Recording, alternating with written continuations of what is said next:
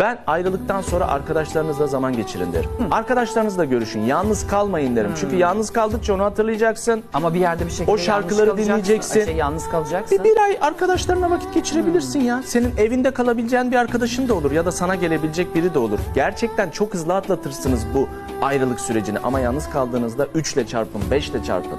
Çünkü duvarlar üstünüze gelir. Onunla geçirdiğiniz zamanları hatırlarsınız. Birlikte yaptıklarınızı hatırlarsınız mutlaka. Hele bir de yoğun ilişki yaşamış olan insanlar bu üzüntüyle yaşar. Erkeğin üzüntüsü yoğundur ama erkeğin sorunu ne? Güçlü gözükmek zorunda. Dışarıya belli etmez. Bir laf var ya, kan kusar Ama kızılcık şerbeti içer.